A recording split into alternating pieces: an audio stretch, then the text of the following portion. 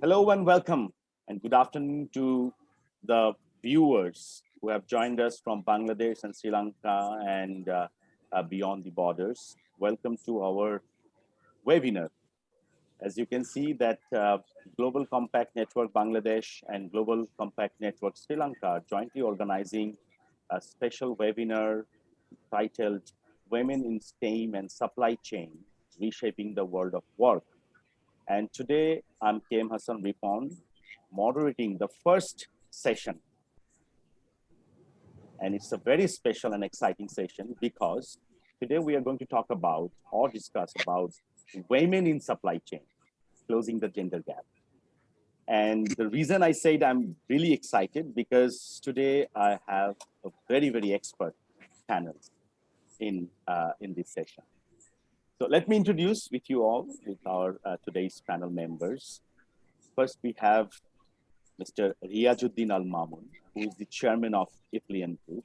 Hello, sir. Hi. Good afternoon. Hi. Good afternoon. We have with us from Sri Lanka, Mr. Gerard Irudayaraj, and I'm permitted to call him Jerry. Thank you so much for this opportunity. He is the supply chain director and head of CCBT, Unilever Sri Lanka Limited. Hello, sir. Hi, Hassan. Thank you. It's indeed a pleasure. Thank you so much for joining us. We have with us Dr. Fahmida Khatun, Executive Director, Center for Policy Dialogue, very popular CPD. Hello, madam. Good afternoon. Hello. Thank you very much. Good afternoon to everyone and to you. Thank you. And last but not least, we have with us Ms. Bilmini Udugampola. He's the Deputy General Manager, Cargill's Ceylon PLC. Hello and good afternoon.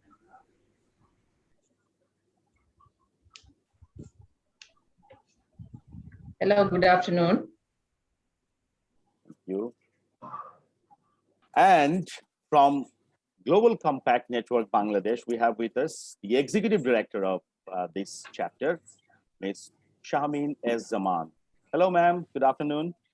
Good afternoon. Thank you. And we have with us Global Compact Sri Lanka, Mr. Rathika De Silva, who's the Executive Director of that chapter. Hello, sir. Good afternoon.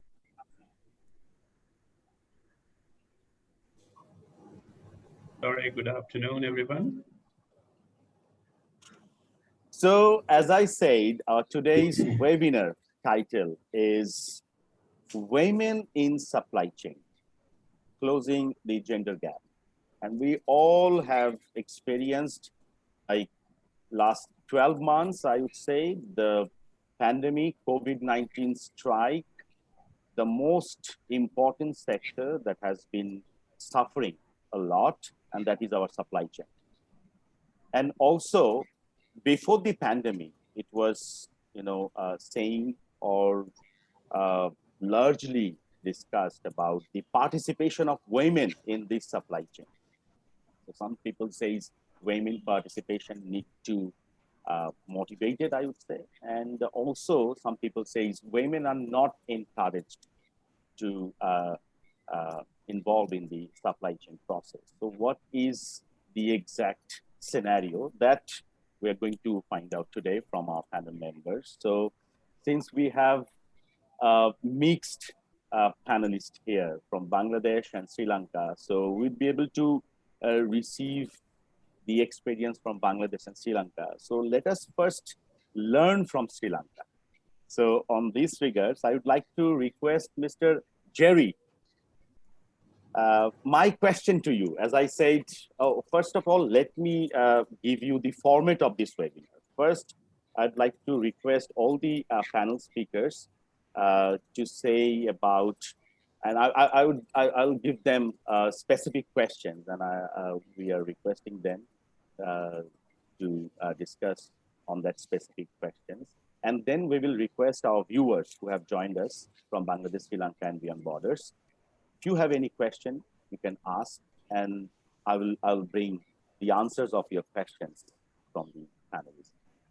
So let us begin. Before I moving to Mr. Jerry, let us request Ms. Shamin S. Zaman to give us opening remarks on this auspicious platform of this first session of this webinar.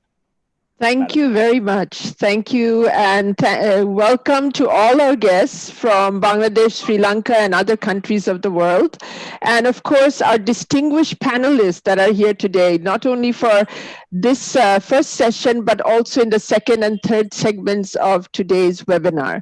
I just want to highlight a bit about the United Nations Global Compact. As you must know, this is the largest sustainability platform recognized globally by all countries in the world and is headed by the UN Secretary General's office. We are the local networks that operate with the UNGC initiatives in our respective countries as local networks. We have a number of memberships with corporate sector as well as multi-stakeholders.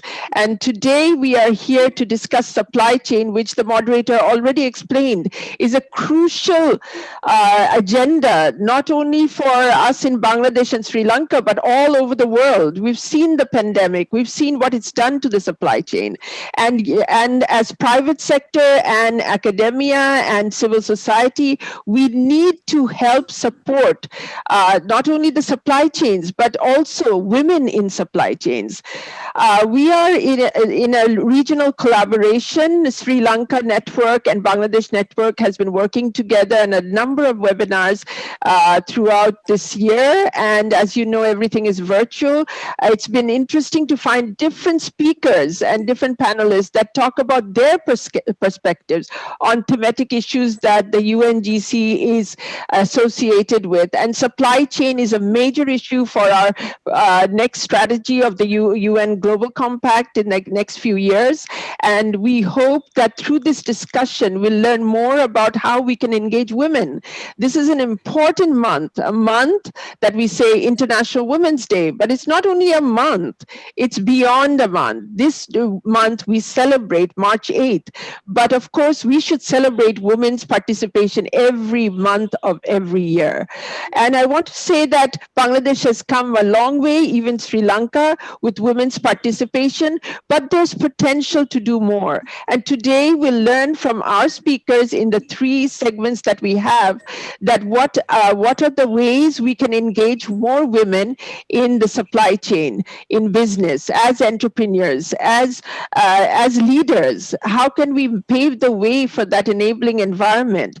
In the same way, I just want to say that we need to advocate together. We need to bring critical change to the dynamics of women's leadership in all sectors of the economy. And today we will hear more about this in the webinar. But one issue I just want to flag is that through the different efforts that we are doing together as a multi-stakeholder, we can bring change. And women's participation in leadership roles is of utmost importance. And governments in every part of the world are highlighting that initiative. And so is the UN Global Compact. So today's segment, as the moderator already said, this is the first of the segment, which we are talking about the supply chain and the gender gap, and how we can resolve this gender gap. And in the next segment, we'll talk about target gender equality, which actually talks about how companies in a UNGC program in different countries, in Bangladesh and in other countries like Sri Lanka, we are engaging with the target gender equality program to develop the sustainable development goals, as well as looking into implementation with more women participation. And in our third segment today, we will hear more about the STEM, the non-traditional way of how engaging with women in science, technology, and other arenas of economic growth, how we can accelerate the participation of women. So with that, I hand over to you with the moderator, and I hope you will enjoy today's session. Please stay with us and learn, and also share your comments in the chat box so our panelists can answer your questions and inquiries. And we hope you will be part of the UNGC. Please promote and promote the Sustainable Development Agenda, 2030 Agenda, and promote women's participation in the economic development of these countries. Thank you so very much. Thank you so much, madam. And we can see like the Global Compact Network Bangladesh, they are actually nurturing the leadership or the future leaders by engaging experts and youth together. So thank you so much for your good works, and I hope we will see more vibrant initiatives from Global Compact Network Bangladesh. So now let me connect with Mr. Gerard or Jerry. We can see your profile like you are working since 2018 as the supply chain director and head of the country category business team, especially food and refreshment. So my specific question to you that I have already written down for you is like, can you provide some practical examples of a company which successfully increased women's participation in their supply chain? And if so, then what were the methods used? As you can see, I'm reading from my laptop screen. So it's a very serious question I'm thinking, and participants are really interested to know about. So I'm handing over the virtual microphone to you, Jerry. Yeah. Okay. So thanks, Hassan. And, before I respond, as to, some of the, challenges that we have, faced, and how did we, how did we overcome? If you were to, look at, today's challenge, there are many. Yeah. But having said that, if I were to prioritize and call them, it would be three. The first one being, lack of, interest in female for manufacturing industry related education. Be electrical, utility, manufacturing, or engineering related education. The problem starts there. So we go to universities, we few very handful of so that's the first one. The second one is that the challenge for the woman who wants to pursue careers, especially in manufacturing industry particularly, is when factories are located in remote and rural locations. Yeah, so that's the second challenge we saw women facing. The third one, which I'm sure is common to everybody, is young unsuccessful women managers. They leave at a mid-career level or even prior to that, seeking better opportunities. This is more common when world move towards flatter, organizations. So these were some of the three, challenges we had faced. So, as far as Unilever, is concerned, its DNI is in the heart and soul of the way we run business. We had a host of programs, around at across levels. In terms of external. First of all, we started talent mapping all our external work levels. Internally, we started mapping our roles so that we can identify the gaps and fill it up. Entry level for undergraduates, we had brought a program called internship program. And we could be able to bring in targeted female into the system. The UFLP, the candidates who completes degree and professional qualification, we had a gender target basis which we have started the recruitment. We have also identified top female talent and started fast tracking and started giving a focused development program.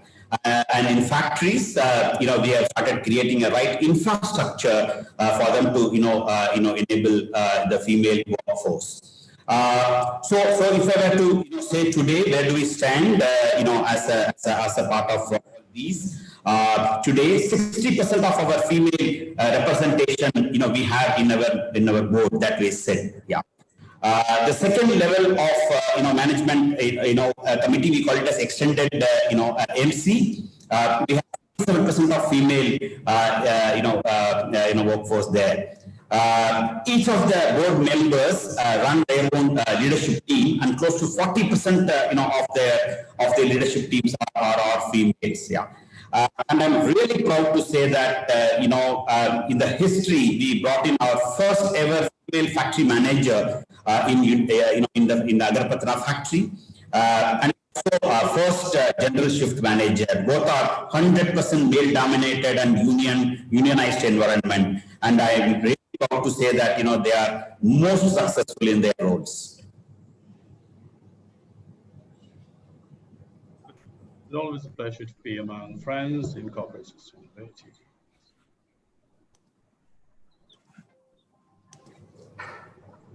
Thank you, Shamin, Team UNGC Bangladesh, for inviting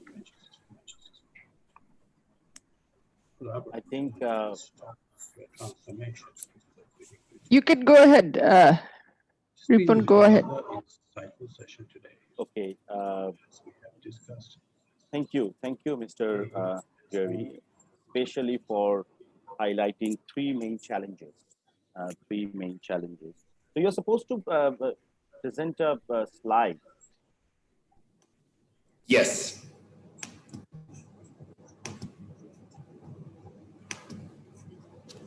Yeah, can you see my slides? Yes.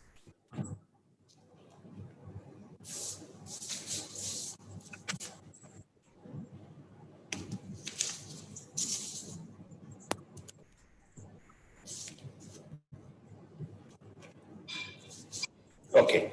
So in addition to what I said, if I were to call out, why in Unilever, first of all, we feel that this is vital. Some of the things which you talked about. First and foremost, if you take Unilever, over 70% of our Unilever consumers are women. We believe in diversity of our workforce. To serve our diverse consumer base. That's for first. Second, there is a overwhelming evidence coming across research to prove that gender balanced organizations deliver far more profit in a most sustainable manner than the organizations those who are not. Third, Unilever at its heart believe in a workplace that is equitable, where every employee can bring their best to serve the work, and they have an equal opportunity to realize their full potential. This is a part of our company vision and strategy in driving growth. Not only this, gender equality is one of the United Nations and Unilever's sustainable development goals, and important growth driver for the reasons that I shared. So I took upon, I just shared, what are the challenges, we face today, the lack of interest, the remote and rural locations, and the better, opportunities. I also shared, what's the kind of actions we have taken, and what has been the result so far. So if I were to summarize, from my end, to say that what are the some of the actions I can suggest for corporate should take it to encourage more women in supply chain. First one, from our experience, first one being leadership, commitment. Leadership commitment to deliver the D&I agenda. Gender balance target should be in every CEO's target. It should be in every functional director's target, and this should be reviewed ideally, at a regional and global level. This is something we practice, and I would strongly, recommend that. Number two is focusing on basics, the policies, the procedures, and the practices that are in place. There has been an enormous focus, in Unilever Sri Lanka, on this. For example, if I were to say, we give 6 month, maternity leave and 3 weeks, paternity leave. We have a child care system with the lactation facility. There is a flexible working hours, working from home, for a female talent. And if female wants to take a career break for 6 months, 1 to 2 years, she is most willing to do it with the assurance that when she comes back, she is assured, of job. And very recently, we have announced a one-time support of 1 million for IVF treatment, and this is the least one can do to help women who are in need to become mothers. The third one being leaders as a role model. One of the dilemma we get into is the unconscious bias, which we must be aware of and getting away from there. Fourth one being targeted diversity recruitment. The way I have explained at the top level, middle level, entry level, having a clear target and doing a proactive sourcing across. Building a pipeline talent is yet another area I would recommend about attracting external talent. What we do is that when we sit for interview, we insist that at least the CVs that we should have should be at least 50-50 gender balance. Of course, it's a bias-based recruitment, bias-free recruitment, process. But we insist that we have that as a starting point, and of course, give equal opportunity, for development, and promotions. Last but not least is about accelerated development. The targeted programs. For example, I had the target of bringing a first ever female factory manager. It was a daunting task. We never had factory managers in the last, I don't know, 25, 50 years or so. Yeah. So that was a task given to me. Yeah. And it is not about just picking somebody and going and sitting, making him sitting there. It is about really working on talent, grooming them, supporting them, giving adequate, support. So these are the, some of the actions that I would recommend that corporates should take to encourage more women, Hassan. That's what I want to share today. Thank you so much. Brilliant ideas and suggestions from you, Jerry. So thank you so much. And I hope our viewers, our audience, our participants definitely would like to know more from your presentation. So can we turn off the slides? Okay.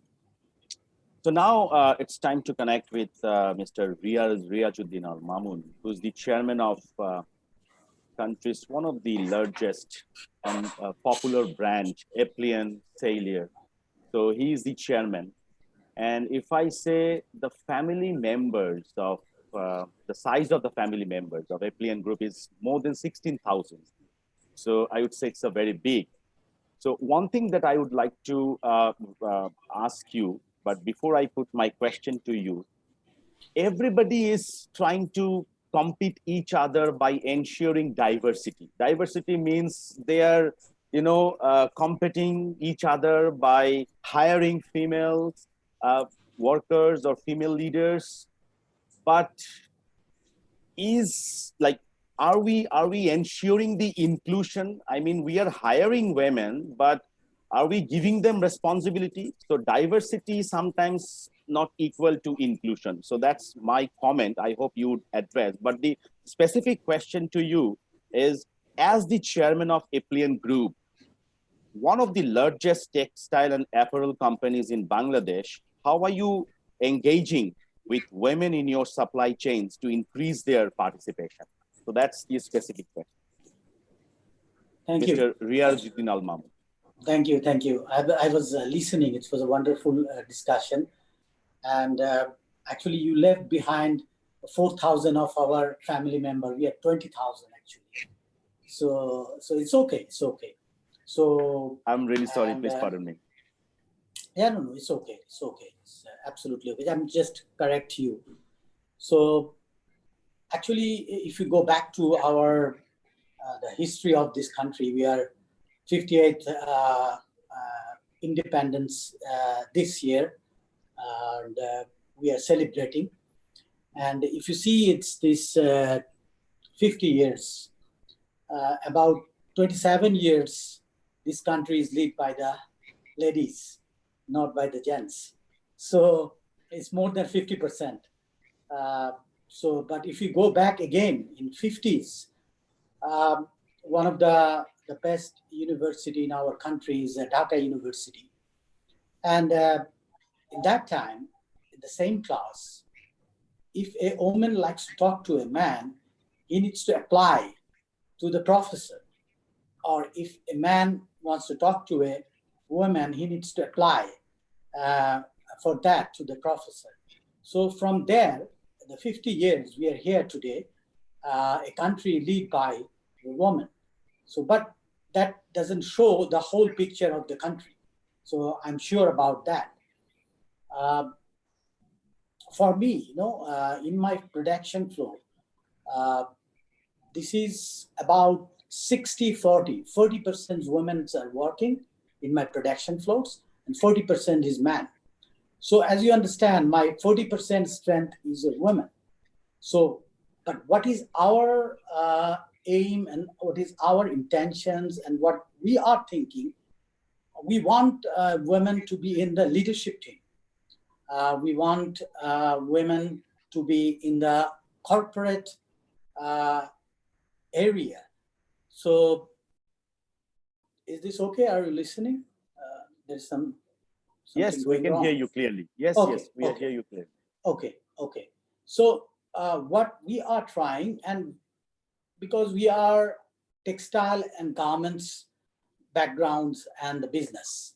So what we find out that one of the biggest problem is the image of this trade, like garments and textile.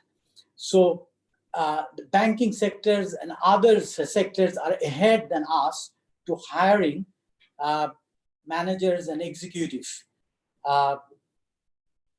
in a women area. And but we are now trying to change the image of this trade. That's so this our responsibility is how we are going to make this lucrative for the women.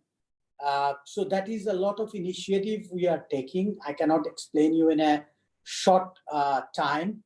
But this morning also I had a meeting with my HR, and so about this issue. That's you'll be happy to know that just last month, one of our factory, we promote one lady who will be the production manager for the factory.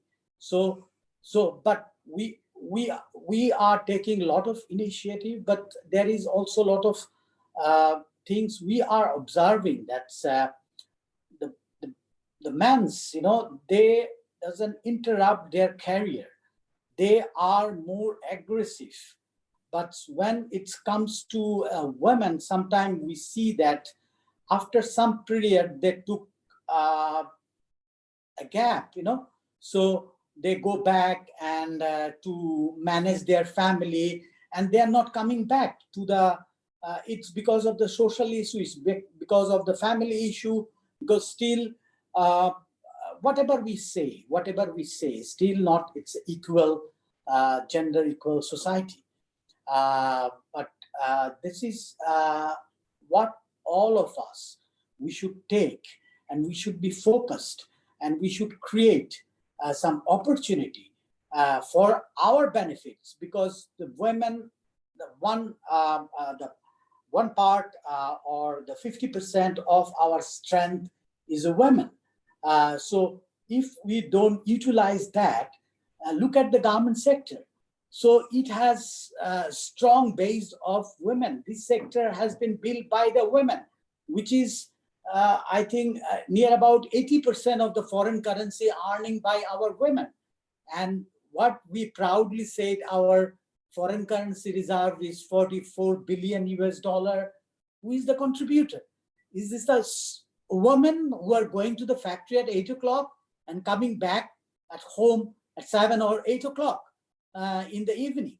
So we should not ignore, and we should encourage. And what we want, we introduce a scholarship for our workers' children, because we want them to more educate.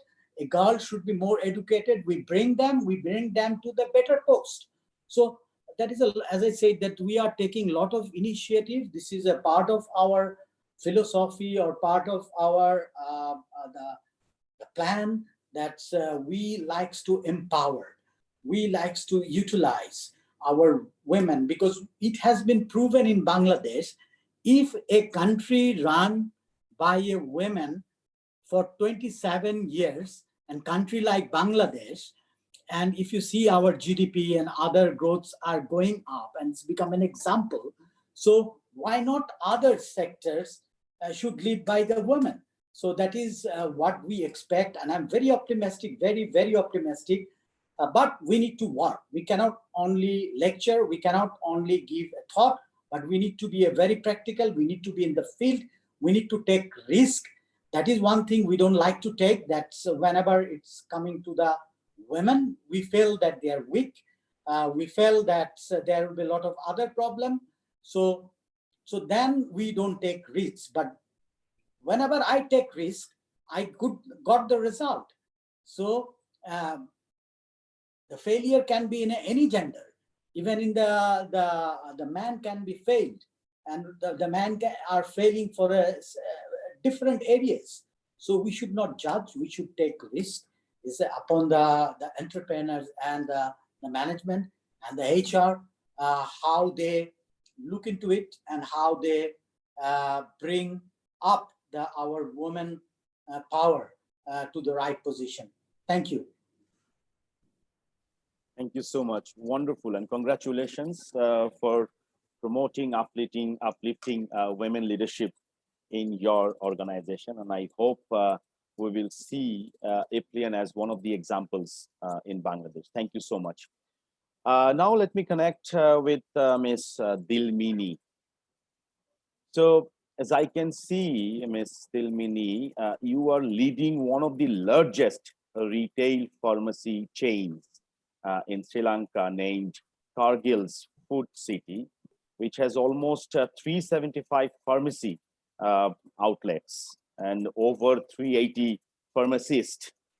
So you joined there as operation manager. Now you are leading that concern as deputy general manager.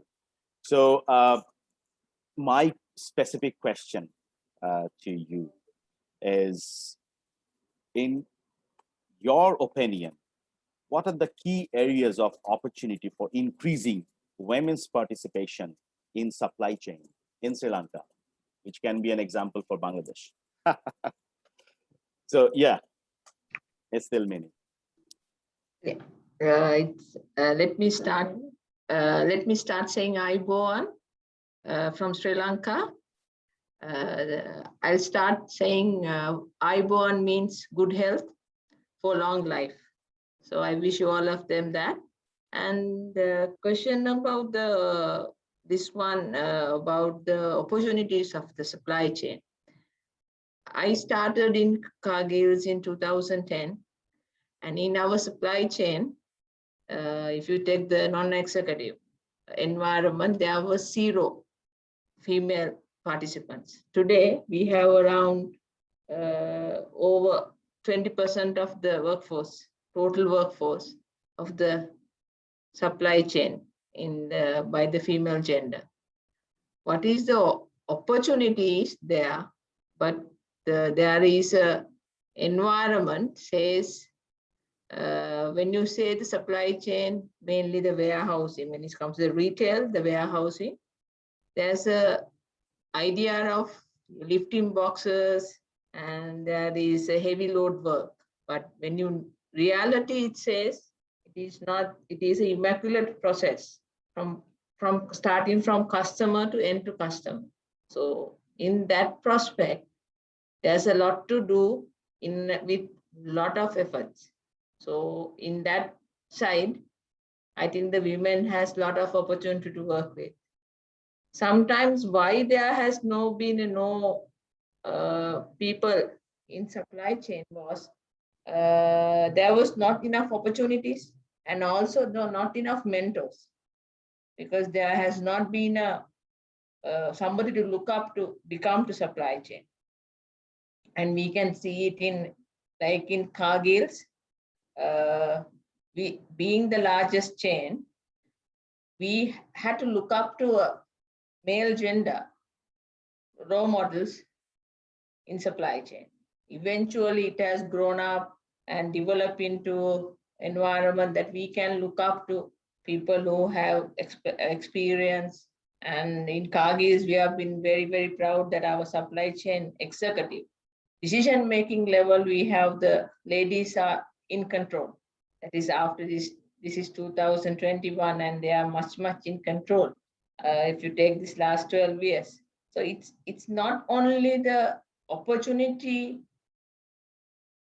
by the environment, but also the organization play a key role. The organization side, one is the tapping the talent. That's the first important thing, because that talent have to be tapped, that talent have to be groomed, that talent have to be nursed. So they become something. Also, infrastructure need to be adjusted.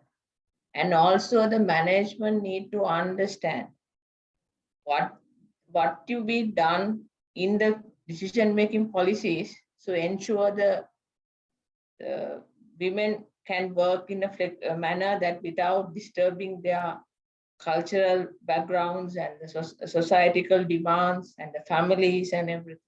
I think if it takes example as Cargill's, we are having a management level, we have been given the freedom to work, need of the support when you need to be there, and they will be stand by you for the decision making or for working environment. So a good example is our warehouse. If I can share a slide to you in the end, there is 2017 to 2021, we have taken some statistics. There is a huge growth of people working in the warehouse. To do that, management has gone to extent, changing the infrastructure, providing flexible hours, putting up processes, and also ensuring they are given the opportunities to work. So I think there are enough opportunities are getting created, but this will be not an overnight change. Neither it will be done in the seconds or minutes. It has to be continuous and also teamwork, management, environment, infrastructure, and also commitment to continue to support them. So if I can share you one slide of our progress, it'll be okay for you. Sure, please.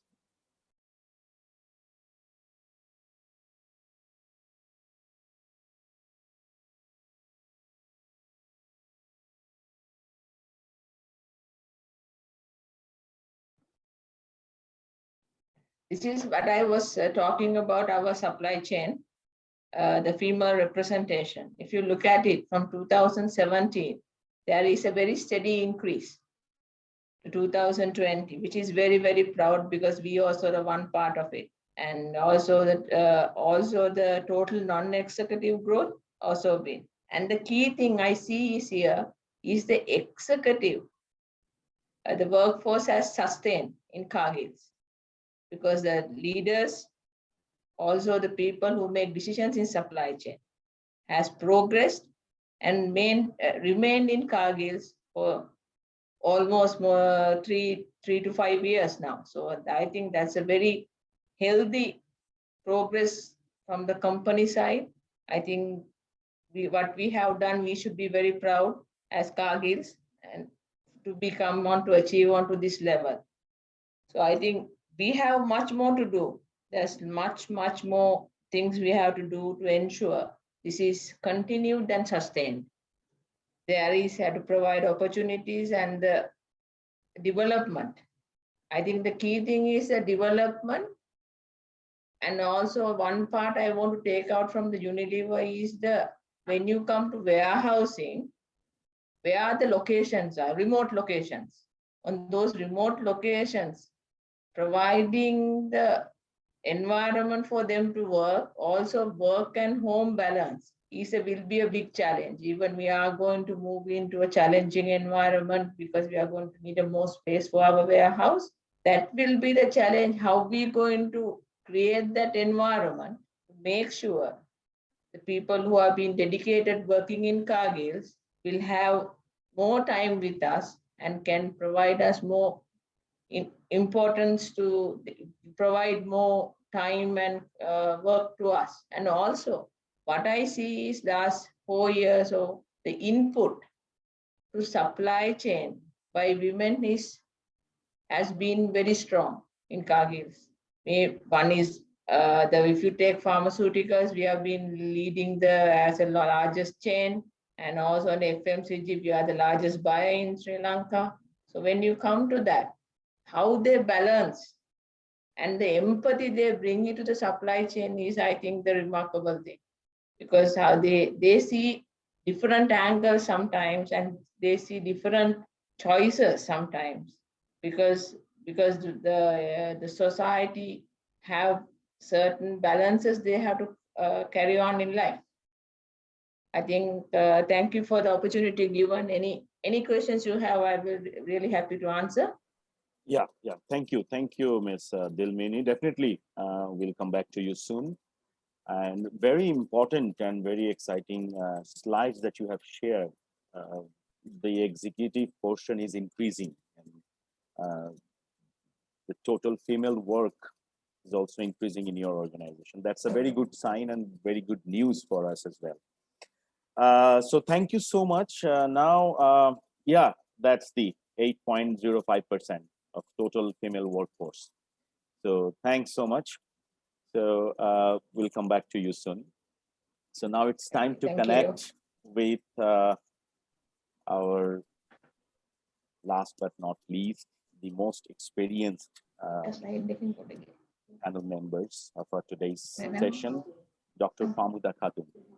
When she is one of my favorite personality, I would say, because many of my friends, many of our countrymen, they think like she is the voice of the youth.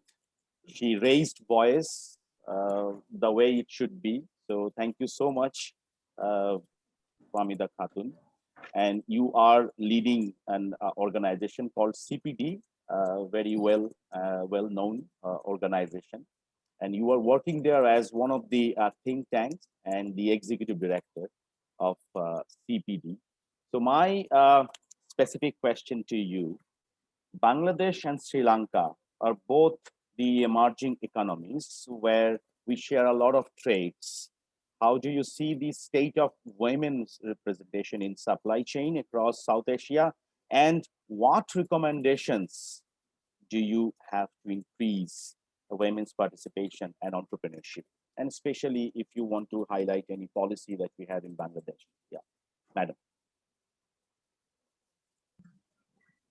Thank you, Mr. Hassan Ripon. Thank you for your kind introduction. And I must also thank Ms. Chamin for inviting me to this webinar.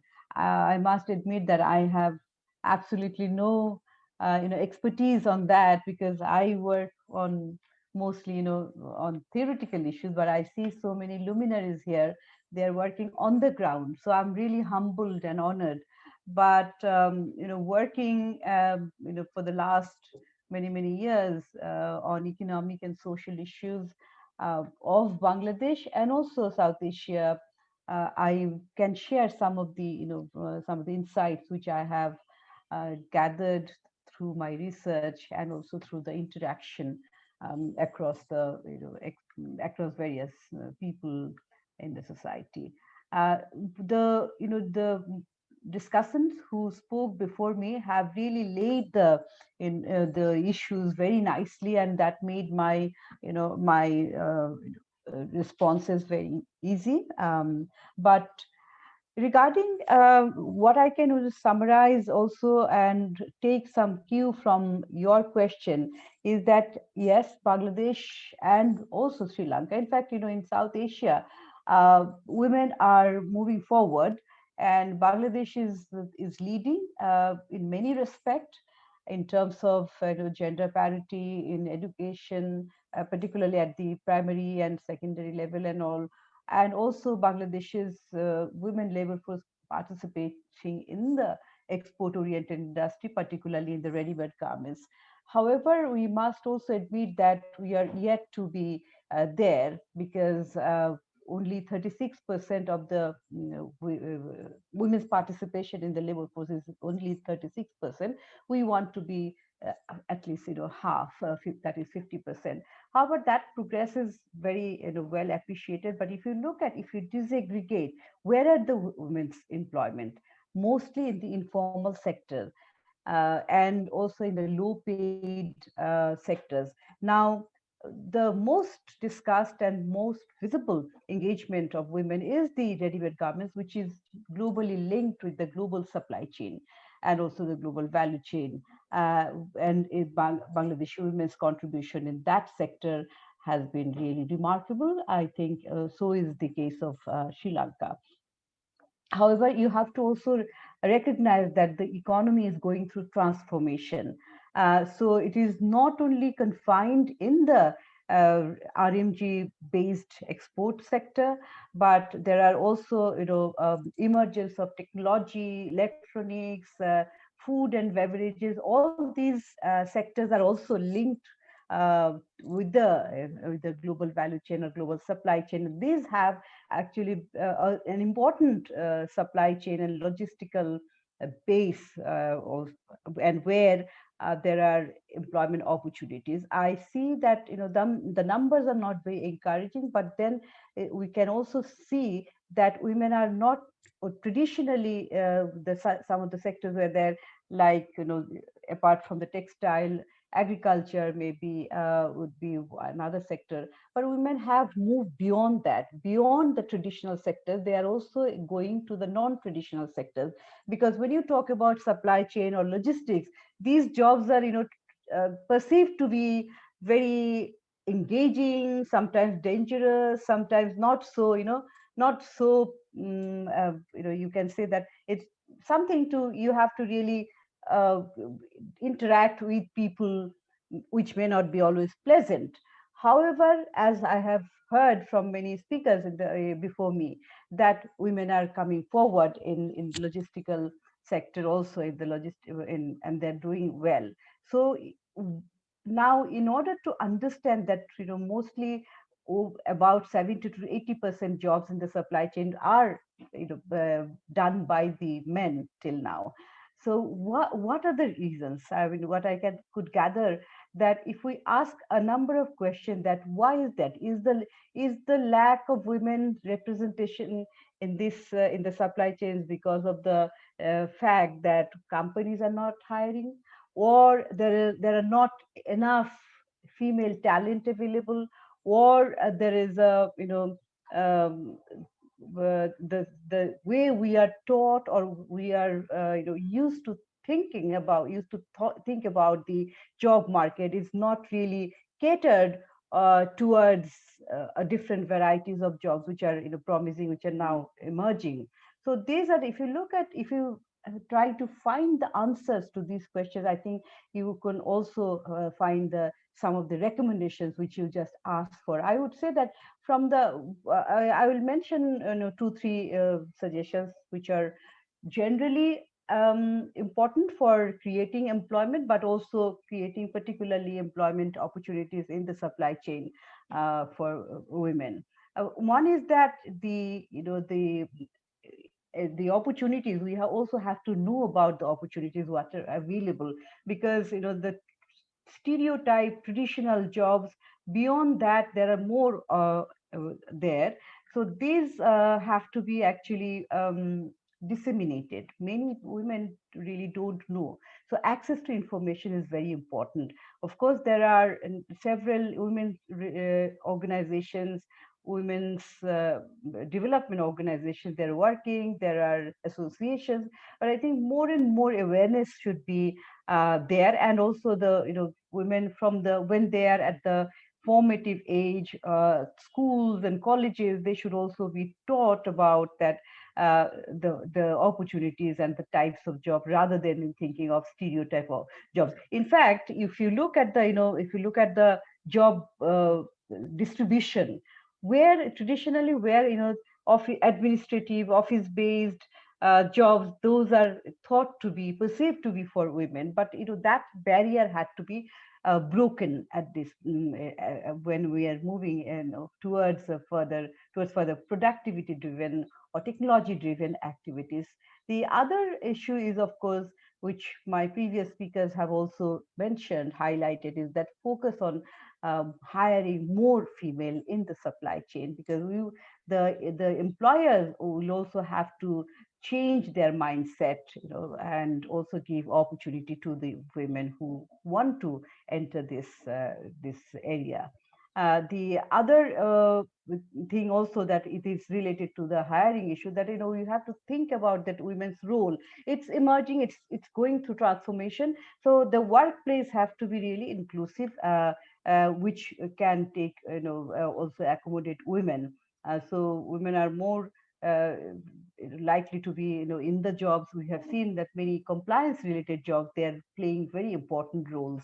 And then also women's visibility, that no matter how small the numbers are, there are few, but highlight that they are there, so that others can be encouraged. So in that, related to this, is that promote the success stories of women who are already there, who have done well, who are struggling to, who are striving to do well in the industry. So their visibility is important, and by disseminating their success stories, I think we can also encourage the other women.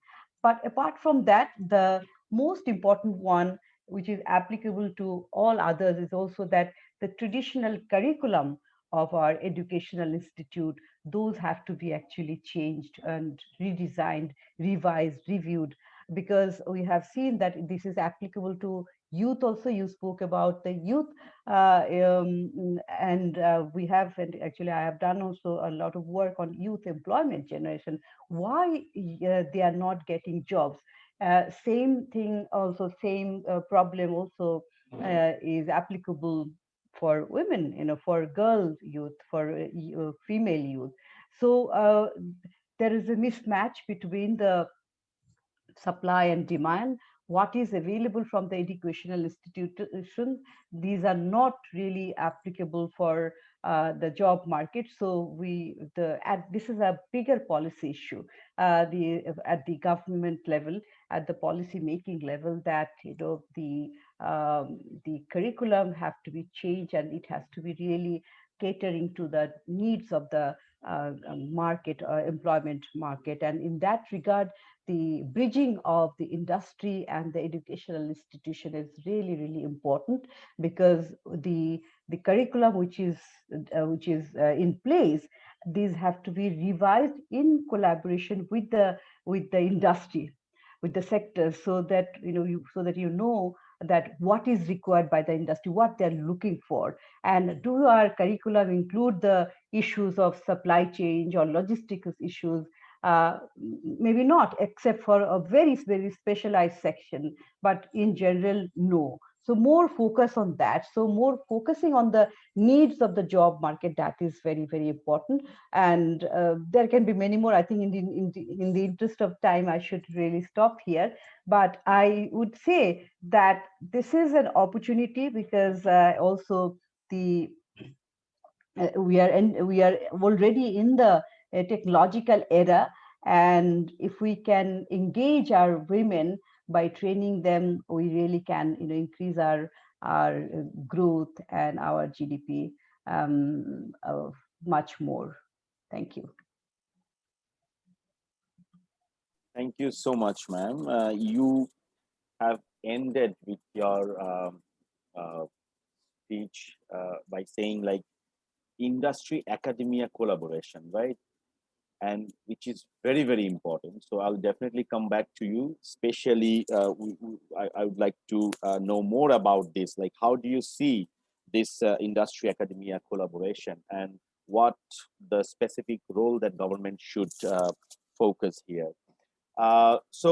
In between this time, we have received a couple of questions, and also it's time to get questions or feedback from our audience, because our regular uh, uh, speakers session has concluded, I would say. But now it's time to hear from you. You can give us your feedback as feedback or question. So I've already received a question from Janani. Janani said, if I put this question to Mr. Jerry, so or even it is open question to all the panel members. If you have any comment on this, you can put your comment or feedback on this particular. But especially if I put this question to Mr. Jerry, Janani wants to know, like, what are the challenges post-COVID to encourage women to join supply chain operation in Bangladesh and Sri Lanka? So you can highlight Sri Lankan part, or even you can suggest some portion for Bangladesh as well. Jerry. Yeah, thank you. I think a very, very apt and relevant, question, indeed. Yeah. Though I think COVID, is not behind us, we see while, the situation had dramatically improved, definitely, in Sri Lanka, even after the second wave, unlike, what Bangladesh is, going through is different. They had two problems, they had two problems, and somewhat, they're continuing. And one is that they struggled for time and they were not equipped, why do I say so? They were at home, their kids were at home. They have to, their maids were not, not all of them were attending for work, so they have to take care of their kids, they take care of their home stuff, and also work. So they were struggling for time, and not all of us, were equipped, with the right, furniture, etc., so that you sit and conduct meetings, etc. So we did, couple of things, small things which we thought would be real helpful. Number one is that we put a very strict timelines to say that look, working from home doesn't mean that it's available 24/7. The meeting can't start before 9, and it can't go beyond 5. Second, weekends we said strictly no meetings on Saturdays and Sundays. Third, we said that even during 9 to 5, we had given a flexi work for the female employee to decide. For example, if she is busy with her kid schooling, let's say from 9 to 10, then 9 to 10 she should not be disturbed. The team meeting, so-called team meeting that happens on a daily basis, should be adjusted such a way that she can't attend that. So we enable that. Also, we created something called Muddah list, which prioritize, saying not only is about adding job, it is about saying what we will not do and prioritize at this point in time, so that we don't unnecessarily load. So these are very, very small things. Second, in terms of equipping them, we did very minor things. On a site, we said that look, you ask for anything. They didn't have proper chair, important, for your economic, in a way to ensure that their health. So they many opted for a chair, and many opted, for a printer. They said that I need a printer. Many opted, for some office furnitures. So and then we transported, and then, is there in their house, so they were using it, so that they take care of their health as well.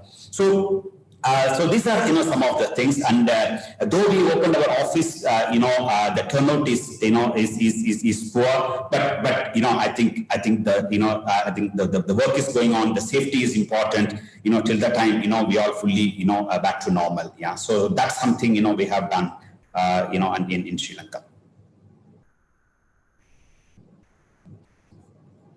Thank you so much. Very fantastically you answered the question of Ms. Janani. And now I would like to connect with Mr. Riazuddin Al Mamun. You can even put your comment on the question that I have just read out from the screen. But also, I would like to know from you, like in Bangladesh, Sri Lanka, we have organizations, large industries, we have structured policies, I hope, and we have leadership. But why this question still, comes to us in a way like women participation or gender equality? Why this sort of question? Since you are leading a large organization of 20,000 people, so how do you see, or we have already come to this end, 50 years of Bangladesh independence victory. So, what's your comment? Please turn on your mic, sir. Sorry. It's a good that the raising a question.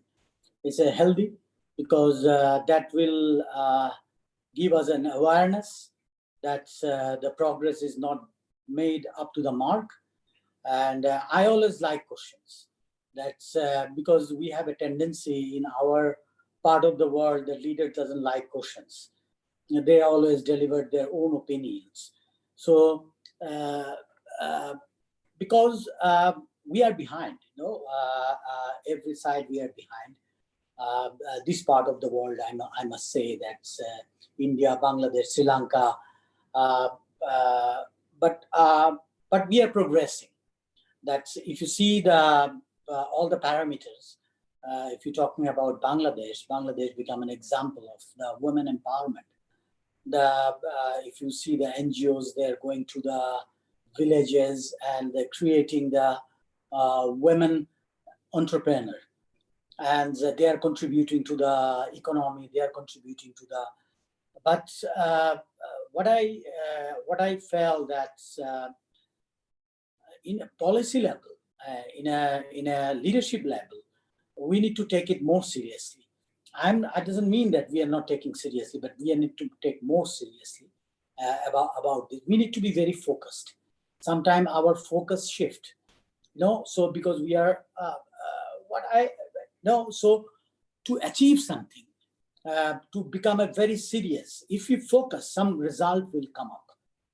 If you ask other people to raise the question, because if you don't like to question by anybody, then the progress will not made. But there is a lot of work also going on in a private sectors, in a government sectors. But if you ask me, the private sector ahead than the government sectors. So if you ask me, I can give you a lot of example. This is the first time you are getting the first private sector managing director in a bank, but I have not heard any CEO in a government sector bank. But this coming up now. There is a lot of women are giving, but it should not be the name of that we are empowering the people. It should be we should skill up the people, women, and give them a right place. They should not be deprived. But if you like to show off that we are doing, this is an example in a wrong approach that is will not help any of us. So we need to be genuine. We need to be organic. That's what we are thinking. We are telling what we are doing, which is organic. It's not artificial. So that is what we want. And you will see the result, the progress, and it should be a long-term plan. It should not be a short-term plan. What we see sometime in our part of the world, we see the short-term plan. We should see the long-term plan. That's whether we have 5 years plan, 10 years plan from here, where we are going. And I agree with other. It's come up here about the education sector. It should be supply and demand. So what is the demand? We need to judge that first. we are producing, but that there is no demand for that. If the case is like that, you see a lot of unemployment. Because we are producing, we need a cricket player, supposedly, we are producing a lot of hockey players. So we don't need hockey players at the moment. So we need to produce the cricket players. So we need to identify that which area we are going to produce what. What is the demand of the present situation? What is the demand of the present war? What is the demand of the country? So that is how we need to prepare our women, our young people. And this is the way we can progress. And this is the way we can change. This is the way we can transform. Thank you. Thank you so much. But sir, if I want to give a supplement question to you, you mentioned about the collaboration, right? Skills and institutions and industry. So definitely in your organization, maybe, if I'm not wrong, you are also facing some problems, which you actually need innovation. So how do you see, like, if you can collaborate or any institutions to nurture your problem or challenge your problems to bring the innovation? So why these gaps are there, like gaps of collaborating institutions and for example, IPLIAN can partnership or collaborations with any institutions or university, or maybe you have already progressed on this, sir. Yeah, it is very a good question, because institution first should know what is our requirement. Whether they are preparing like that, I still feel that they are not in the field. Some cases, what I feel, they're more on the theoretical things. But because I rarely see they are asking some of the entrepreneur or professional from the industry to come to their university and give the lecture to their student. This is rarely if you see in Bangladesh. But if you go to the Western world, that is what they are using, because it's a collaboration. That's what is happening in the field. Because you are preparing, but your pitch condition is different. It's like a spin pitch, and you are preparing for the pace bowler. So it will not match. You will lose the game. So you need to understand your pitch. That's what pitch it is and what product you are need to make. So that is what I felt that. And so as long as you ask the problem, as long we are living, problem will come, that we know. After death, you will be now rest in peace. So, but we are not, because we enjoy that. Honestly, that's because it's very dynamic. When you run a company, the different cases are coming. It's not a monotonous thing that you are making a same voucher, same day. There's a lot of issues are coming, and Real we are experience. the expertise. Yes, we are solving these things.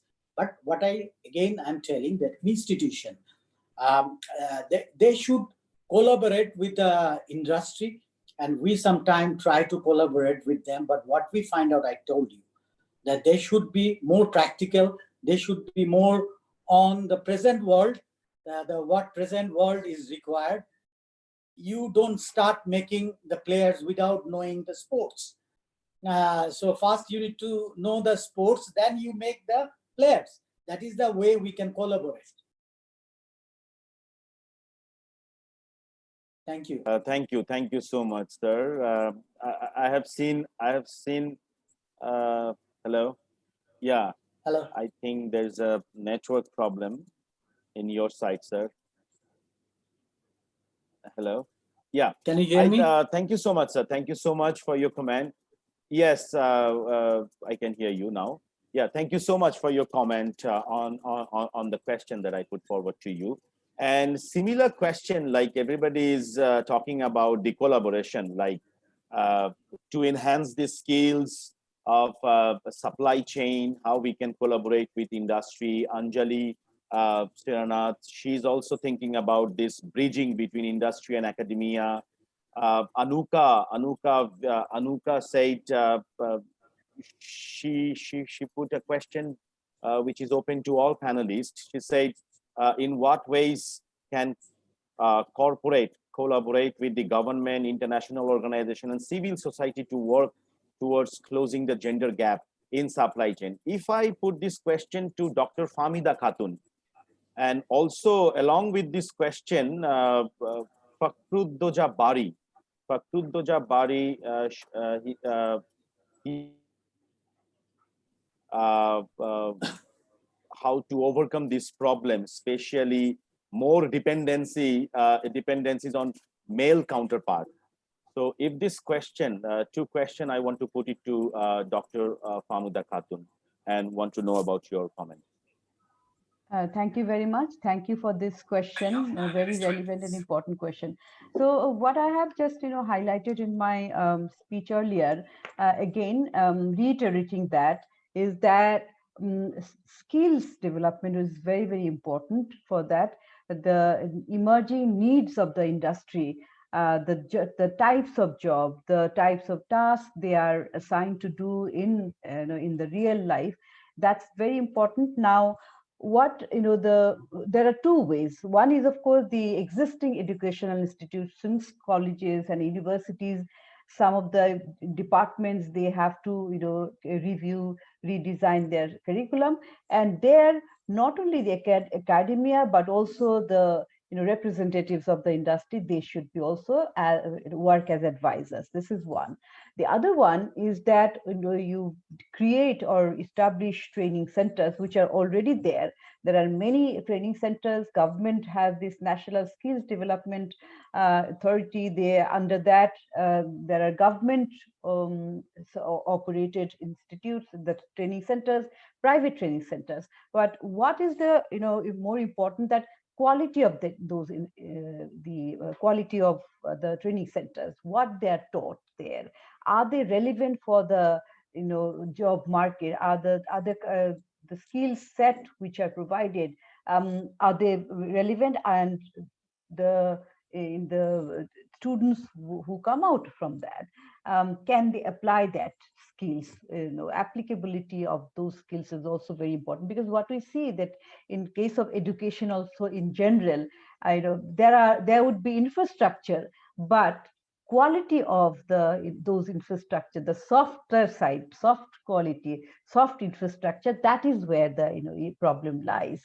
Because we often talk about more allocation for education, but it's not only about allocation, how that money is being spent, that is also very important. It's not only about building the infrastructure, making a building, construction, and having the computers there, but if they do not learn and they do not learn the appropriate skills, then there is no point of having those institutes. So that's also there. So there is a need for supervision and monitoring what is being taught there, from curricular development to the end product. So the whole chain should be monitored. So this is one important thing. The other one I would also like to add, that the awareness regarding the supply chain, I think for many women also are not aware of that.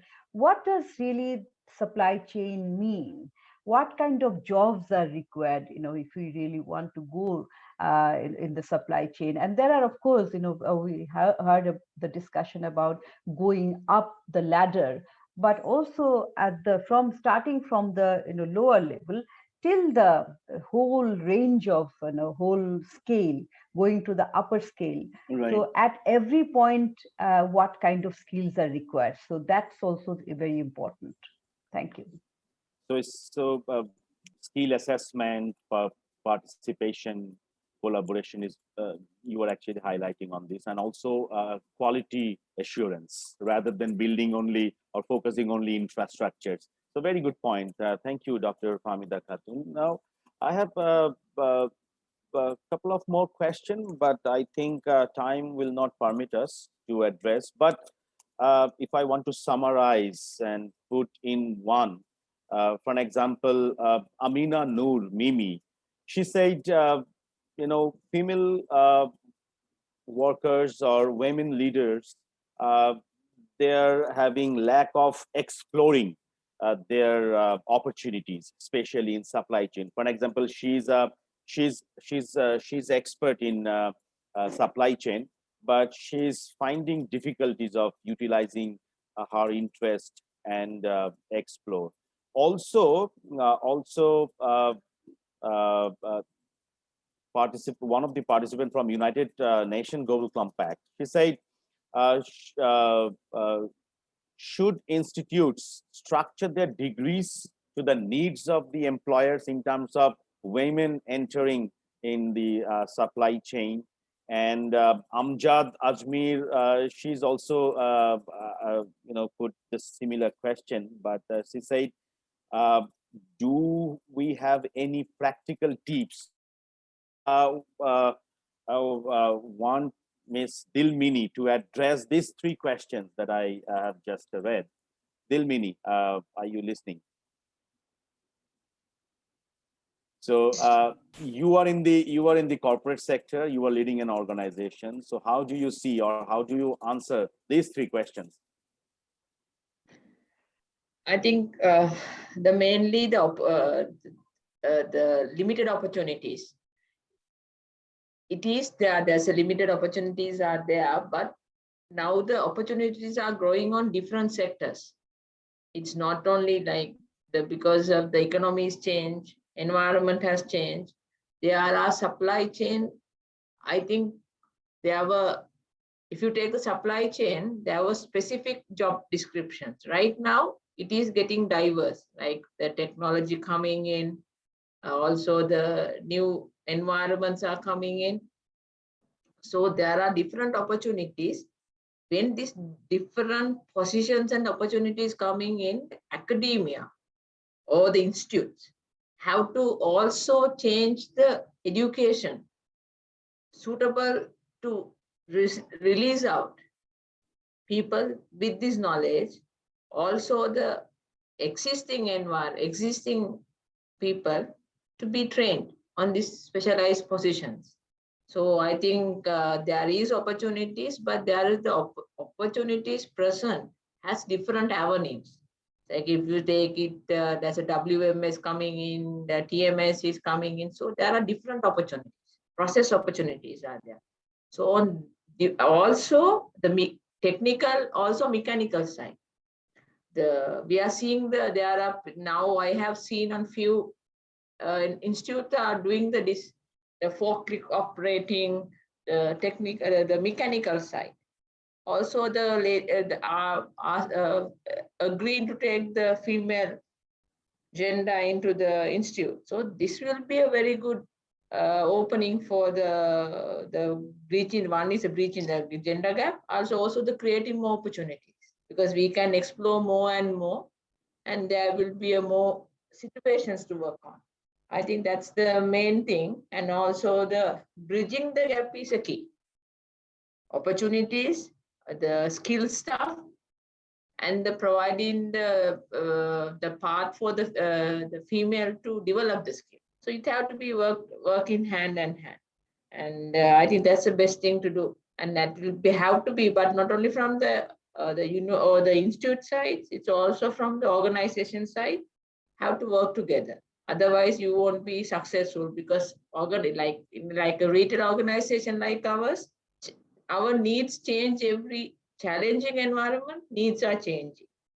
So we have to get the people in different skill levels. Right. Thank you. I think transformation probably the best word for today's scenario. Everywhere we need transformation. And especially one very important word, I think we will organize a different seminar or different webinar on this particular issue. It's called the phygital. We all are working the physical things using digital technology. So I think phygital would be the next topic for our Global Compact Network Bangladesh and Sri Lankan chapter. So, but thank you so much. Thank you so much from Global Compact Network Bangladesh and Global Compact Network Sri Lanka. Thank you so much And also heartfelt thanks to all the panelists and also the participants who have asked their questions. Amina, Noor, Mimi, Anjali, Januni, Amjad, Fakruzzaman, everyone who have asked that question. So thank you. And now it's time to hear from, as the closing remarks, I would like to invite Mr. Ratika D. Silva, who's the Executive Director of Global Compact Network, Sri Lanka. So Ratika, are you there? Yes, we can see Mr. Ratika. Yeah, the floor is yours. Thank you very much. Thank you. Thank you so much for muting me on time. Apologies for that error. I didn't think I'd be invited to do the closing since you had already heard me, but now that you have, let me just speak to a few words. I have to say I'm honored to be here because for two reasons. One is to collaborate with the UNGC Bangladesh network, who has quite generously invited us to be a part of this. Sharmin, thank you for your support and always having us in mind. I also want to thank all the speakers who have been really fantastic. This is what you have shared here is amazing and valuable to us. This topic, as you know, is something that would change or bring about transformation in supply chain in the future. There is so much happening in supply chain.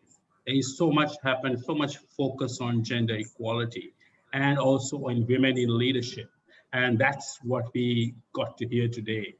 And for us in Bangladesh and in Sri Lanka, as you know, the last 3 decades or more, maybe, we have had women in leadership in many areas. We've had women in education. We have had women in medical science and research. We have had them in, banking and finance. In so many sectors, we've had great women leading us, and even in government. However, we still do have an issue where culture plays a role. And values are therefore, even within corporates, we used to find the values were not in place really to accept women in certain industries because they were not attractive to women and they were not seen as positions for women. But today we see it changing. We see it turning upside down, in fact, right? And we see so much change that's coming in that even we can't cope. Corporates are finding it hard to cope with. When you look at digitization, what it's doing to the world, it's affecting every industry. Look at what blockchain is going to do to supply chain, because blockchain is going definitely to improve process efficiencies in supply chain. All of these means there's going to be greater opportunity for men and women. But we have to make sure that the corporates adopt the right values, make way for everyone to work and compete equally, just as it is in the markets, for us to also be able to compete in workplaces. In Sri Lanka, in Bangladesh, in South Asia, we still have the mentality of, women must, the roles are defined, if I may say, but it is wrong because we have to make way for young women to pursue their dreams. We have to make way not only in the workplace, but right through education. Prepare them to face their dreams, to pursue their dreams, and the world would be a better place. Trust me, it's not all about growing GDP. It's about bringing out the best in best in humanity and society. True. And we must make sure that at the end of the day, that there is that opening, there is space made for women in every sphere of life to pursue their dreams fearlessly without having to be criticized and be able to just walk in and do what they must do. They are made for that. Thank the you. next Thank thing you I would so like much. to touch upon very quickly is that just as it is, women also have to compete. Right. They should not be expected to just walk in and fill the statistics, but they must also compete. So that is also there, and that must be expected by the women. But I would like to close this session by saying thank you so much to all of the speakers. You have shed great light on this topic, and certainly there is a great future for women in supply chain. And we heard that from Tilmini, we heard that from all the other speakers, and Dr. Khatun, sorry, and all of you. It is indeed a wonderful. Thank you very much. I'd like to close my Thank you, thank you. words. Thank you. Thank you so much. Thank you so much. So it's a great honor for me and the Global Compact Network Bangladesh and Sri Lanka to have such a wonderful, distinguished panelist. So that's the end of our session 1. The title was Women in the Supply Chain, Closing the Gender Gap. And we have got so many good points, suggestions. Now we're looking forward to hold the second session. And for this, I would like to hand over my virtual mic to the Executive Director of Global Compact Network Bangladesh, Shaminapa.